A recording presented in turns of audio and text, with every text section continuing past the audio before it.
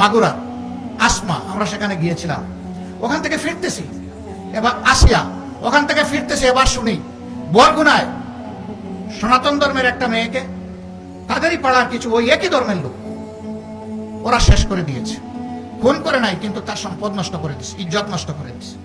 বাবা প্রতিকার চেয়ে আদালতে থানায় মামলা করেছিল, বাবাকে কুপিয়ে খুন করে ফেলেছে। সেই পরিবারকে দেখতে পরের দিন গেলাম, গিয়ে দেখি এই পরিবারে আর কোনো পুরুষ সদস্য অবশিষ্ট নেই। এই মেয়েটির বয়সও 11.5-12 বছর হবে। এরপরে একটা মেয়ে 3.5 বছর, তারপরে কুলে একটা মেয়ে 2.5 মাস। নিহত ব্যক্তির বৃদ্ধা মা আছেন আর বিধবা স্ত্রী আছেন। খুবই খারাপ লাগলো। 2.5 মাসের সন্তানটাকে কুলে নিলাম। আমি ওই সন্তানের মাকে বললাম, এই সন্তানটা আমি নিয়ে যাই, আমাকে দিয়ে দেন। উনি বললো যে হ্যাঁ আপনি নিয়ে যান, আপনাকে দিয়ে দিলাম। কারণ এই সন্তানকে লালন পোষণ করার আমার কোনো সামর্থ্য নেই। বাকিরা কি খেয়ে বাঁচবো তাও আমি জানি না। আমার স্বামী ছোট্ট একটা দোকানে চাকরি করতেন, মুরগির দোকানে। তা কত বেতন পেতে পারেন আপনি বুঝতে পারছেন। আমাদের এইটা ওই আলোটাও আমাদের নিভে গেল, এখন আমরা বাঁচবো কি করে? খারাপ লাগলো ভীষণ। এই বাচ্চাটাকে তুলে এনে আদর করে আবার ফিরিয়ে দিয়ে বললাম যে এই বাচ্চা আমাদের, আপনার কাছে আমানত রেখে গেলাম।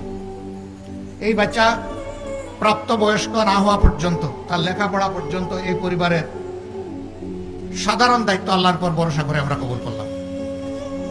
প্রতি মাসের 1 তারিখ আমাদের লোকেরা আপনাদের সাথে দেখা করবে। আগে যেমনটা আপনার স্বামীর আয় উপার্জন ছিল, আমরা চেষ্টা করব তার সাথে আরো 10টা টাকা বেশি যোগ করে আপনার হাতে তুলে দেওয়ার জন্য।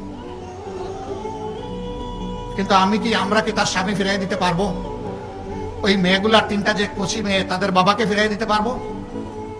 আমরা কি ওই বৃদ্ধা মহিলার কলিজার টুকরা সন্তান ফিরিয়ে দিতে পারবো? আমরা পারবো না। সমাজে যদি আল্লাহর সেই আইন জারি হয়, তাহলে সবচেয়ে ভীত সন্ত্রস্ত হলো যারা লাগামহীন এই জীবনে চলতে চায়। তাদের ঘরে কোনো সুখ নেই, সকলের ঘরের সুখকে সারকার করে দিতে চায়। এরাই তার বিরুদ্ধে বেশি চিৎকার দেয়।